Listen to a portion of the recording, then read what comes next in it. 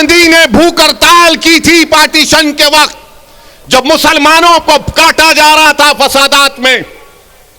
एक दिन नहीं, 2 दिन नहीं, गांधी ने कई दिन भूख हड़ताल की और इस शर्त पर अपनी भूख हड़ताल को गांधी ने खत्म किया था कि मुसलमानों की जान और माल की हिफाजत करनी चाहिए। कुतुबुद्दीन बख्तियार काकी के आस्थाने को जला दिया गया था। गांधी ने कहा कि उसको बनाना पड़ेगा, तब मैं भूख हड़ताल खत्म करूंगा। भारत को बचाना है। ये भारत जो हमारा देश है, हमारा वतन अजीज है, इस भारत का कोई मजहब नहीं है। ये भारत ना हिंदुओं का है, ना मुसलमानों का है, ना ईसाइयों का है, ना सिखों का है। ये भारत किसी का भी नहीं है। ये भारत सबका है, चाहे वो खुदा को मानता हो या ना मानता हो। ये भारत की खूबसूरती है।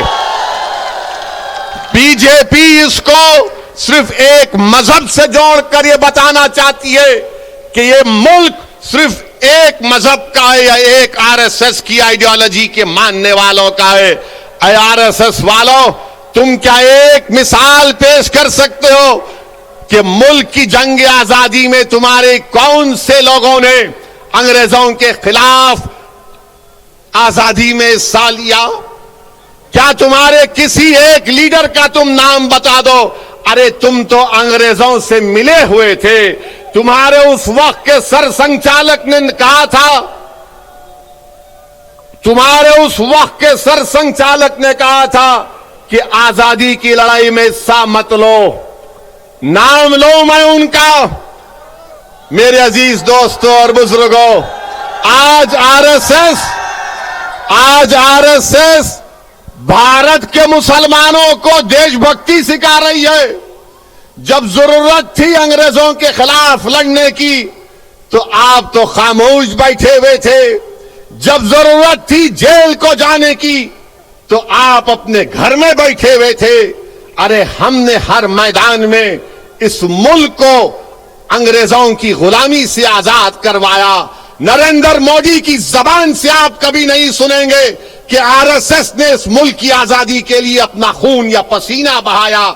नरेंद्र मोदी बात करेंगे औरंगजेब की, नरेंद्र मोदी बात करेंगे शिवाजी की, नरेंद्र मोदी कभी बात करो सन 57 की जंग आजादी में। बताओ ये लोग आज जो नफरत फैला रहे हैं, इनका क्या रोल रहा? इनका कोई रोल नहीं रहा। बात करते हैं तो जिना की बात करते हैं।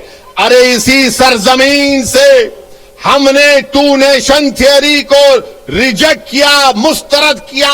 हमने इंडियन नेशनलिज्म और कंपोजिट कल्चर की बात की थी।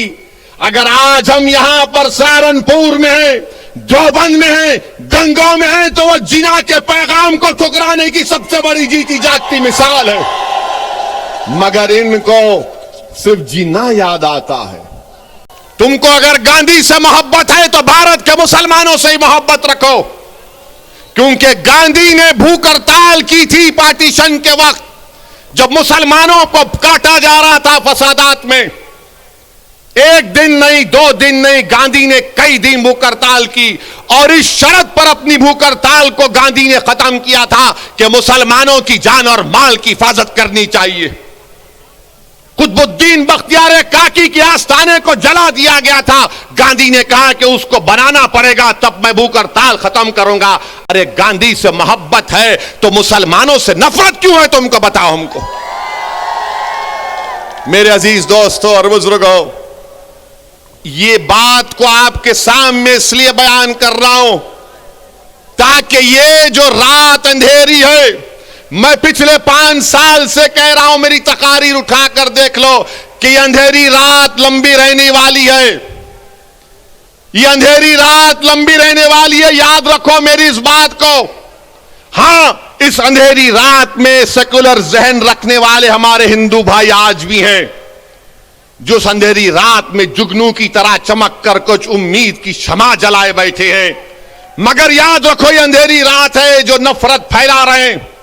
ये भारत के दुश्मन हैं, जो मुसलमानों को खत्म करने की बात कर रहे हैं, ये भारत के दुश्मन है, ये भारत के संविधान के दुश्मन है, ये अंबेडकर के दुश्मन है, ये गांधी के दुश्मन है, ये मौलाना अबुल कलाम आजाद के दुश्मन है, ये मुजाहिदीन आजादी के दुश्मन है। मेरे अजीज दोस्तों और बुजुर्गों, अभी जनाब शौकत अली साहब ने जिक्र किया अपनी तकरीर में कि किसी ने कहा कि असदुद्दीन ओवैसी की गर्दन को काट देंगे। मेरी गर्दन की फिक्र मत करो, मेरी गर्दन की फिक्र मत करो। मैंने तो अशहदु अल्ला इलाहा इल्लल्लाह व अशहदु अन्ना मुहम्मद रसूलुल्लाह कहकर अपनी जान को अपने रब के हवाले कर चुका हूं। जन्नत के एवज में इंशाअल्लाह ताला अपनी जान को अपने रब के हवाले कर चुका हूं। वो मुझे खून के लुथड़े से जब बनाया है, जब वक्त आएगा चले जाएंगे। कोई नहीं टिकेगा इस दुनिया में, कोई नहीं टिकेगा।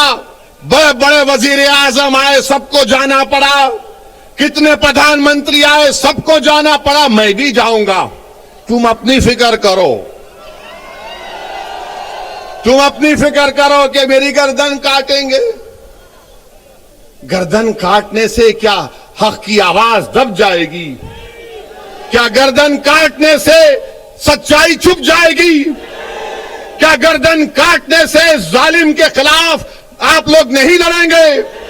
क्या गर्दन काटने से आप मजलूमों का साथ नहीं देंगे? क्या गर्दन कट जाने से आप इन जालिमों के खिलाफ एक शीशा पिलाई दीवार नहीं बनेंगे? आपको बनना है। और मैं इन लोगों से कह रहा हूं कि ये जान से मारने की धमकी मुझे मत दो। मैं जब 12 साल की उम्र का था, जब से अपने घर के सामने ये संघ परिवार के लोग हमारे घर के पास आकर नारे लगाते थे, मेरे छोटे भाई अकबर भी इसको जानते हैं, जिस पर हमारे घर के सामने आते थे और नारा लगाते थे कि मुसलमान खबरस्तान या पाकिस्तान। 15-20 लोग आते थे, हमारे एक ताया थे, वो जब भागते थे तो पूरी अपनी चप्पलें छोड़कर भाग जाते थे। मेरी गर्दन की अहमियत मत करो, भारत की फिक्र करो। भारत असदुद्दीन ओवैसी से बड़ा है। भारत का कंपोजिट कल्चर हमारा कीमती खजाना है, इसकी हिफाजत करो। ये जो धर्म संसद में मुसलमानों के खिलाफ नरसिम्हार की जो बात कर रहे हैं, उनके खिलाफ तो कोई बोलो। बोलो अमित शाह तुम देश के होम मिनिस्टर हो, बोलो नरेंद्र मोदी तुम देश के प्रधानमंत्री हो। तुम क्या मुसलमानों के प्रधानमंत्री नहीं हो? बताओ नरेंद्र मोदी, बताओ अमित शाह, क्या तुम होम मिनिस्टर नहीं हो मुसलमानों के? बताओ कांग्रेसियों, क्या तुम मुसलमानों की हिफाजत का जिम्मा नहीं लिए संविधान के तहत? कोई नहीं बोलेगा। मगर जब इलेक्शन आएगा उत्तर प्रदेश का, तो एक मुसलमान से डर दिखाएगा, एक बीजेपी का डर दिखाकर मुसलमानों को बेवकूफ बनाकर वोट हासिल करेंगे। मेरे अजीज दोस्तों और बुजुर्गों, मेरी आपसे गुजारिश है कि आज मजलिस हिस्सेदारी की बात कर रही है।